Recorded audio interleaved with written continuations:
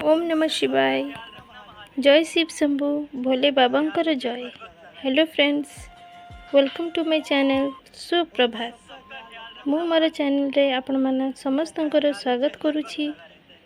दर्शक बंधु, आज वीडियो रे आमे एमिति एक उपाय विषय रे जानिबा जहा कले शत्रु आपण को कष्ट देवा आगुरु निज कष्ट रे पड़ी जिवो। यह भगवान शिव शंभुंकर शत्रु दमन करिबा उपाय तथा शत्रुनाश मंत्र मध्य जानिबा। तेबे दर्शक बंधु, आगु को आसुची महादेवंकर सबटु प्रिय मास श्रावण मास। श्रावण मासर सबु सोमवार महादेव को अत्यंत प्रिय। यह व्यतीत महादेव शिव शंभु हेउछंती शीघ्र प्रसन्न हेउथिबा देवता। तेणु दर्शक बंधु, हाथ छड़ा करंतु नहीं। निजर तथा निज परिवारर सुरक्षा पाई महादेवंकर एही मंत्रटी तथा उपायटी निश्चय थरे करिकी देखंतु। देखिबे आपनको निश्चय शुभ फल प्राप्त हब। तेबे उपायटी जानिबा पूर्वरु मो अनुरोध करिबी वीडियोटी को शेष पर्यंत देखंतु। भल लगिले लाइक शेयर और सब्सक्राइब कर दियंतु और कमेंट बॉक्स रे जय शिव शंभु ओम नमः शिवाय निश्चय लिखंतु। उपायटी हैला, कोनोसी एक सोमवार दिन लवंग नहीं आसंतु। ध्यान देवे लवंगटी संपूर्ण फूलमय हेबा कथा।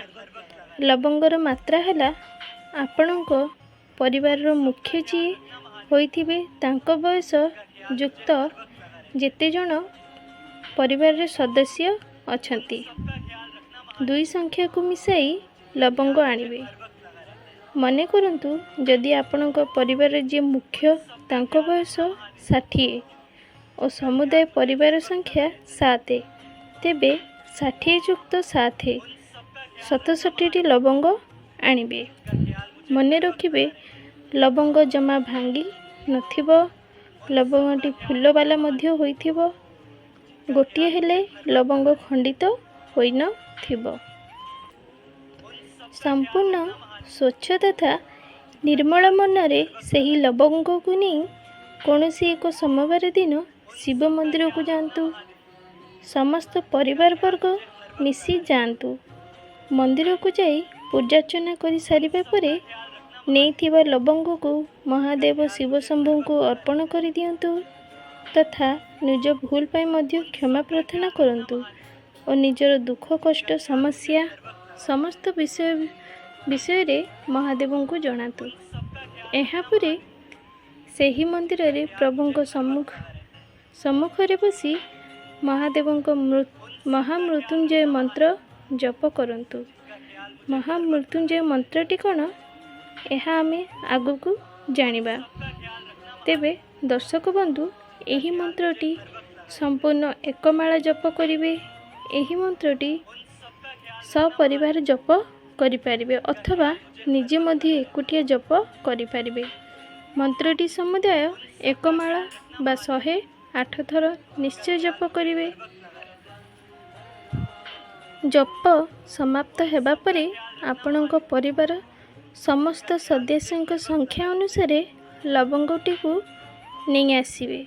जदि आपणको परिवार समस्त सदस्यों संख्या 7, तेबे 7टी लवंग नहीं आसीबे और बाकी लवंग को सेठी अर्पण करिदेबे। आनिथिबा लवंग को निज घर पूजा घरे शिवंक पाखरे रखि दियंतु।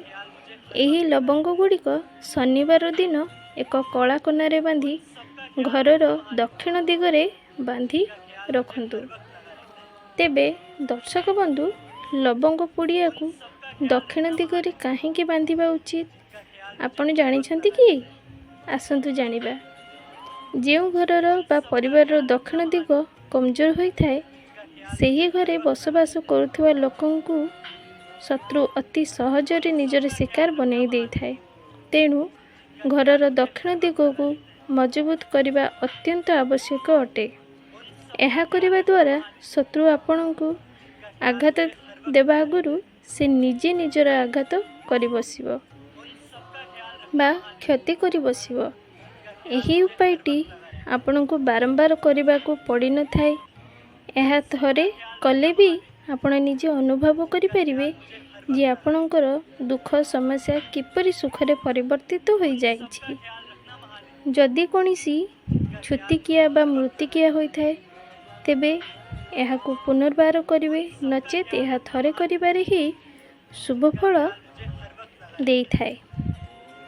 ତେବେ ଦର୍ଶକ ବନ୍ଧୁ, ମହାମୃତ୍ୟୁଞ୍ଜୟ ମନ୍ତ୍ରଟି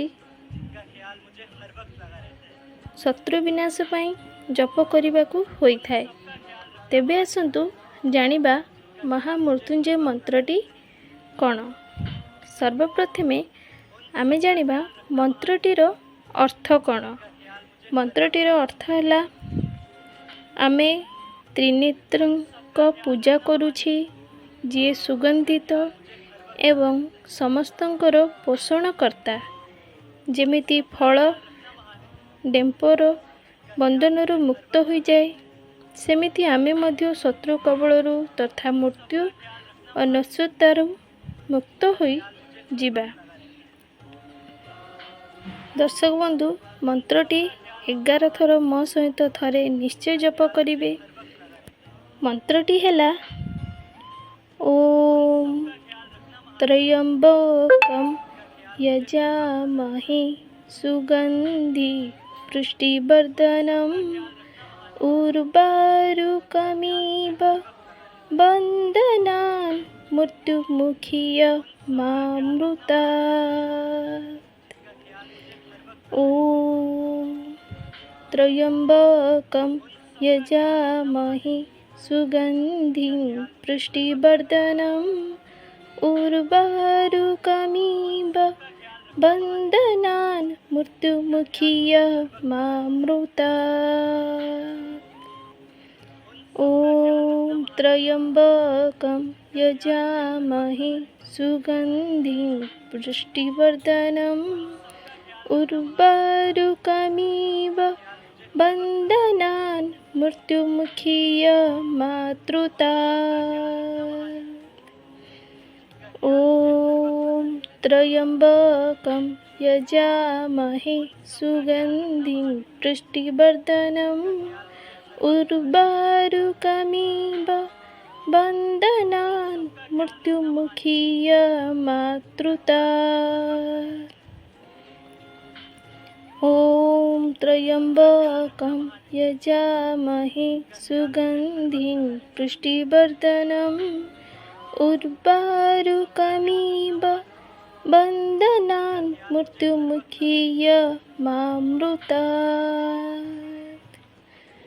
ॐ त्र्यम्बकं यजामहे सुगन्धिं पुष्टिवर्धनम् उर्वारुकमिव बन्धनान् मृत्युमुखीयमामृतात्। ॐ त्र्यम्बकं यजामहे सुगन्धिं पुष्टिवर्धनम् उर्वारुकमिव बन्धनान् मृत्युमुखीयमामृतात्।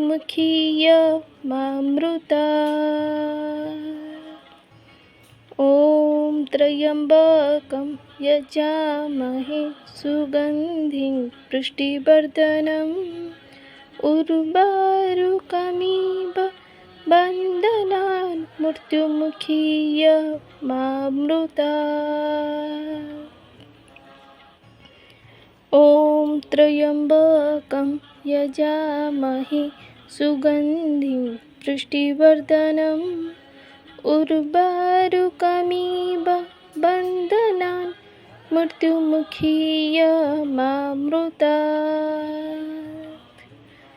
ॐ त्र्यम्बकं यजामहे सुगन्धिं पुष्टिवर्धनम् उर्वारुकमिव बन्धनान् मृत्युमुखीयमामृतात्।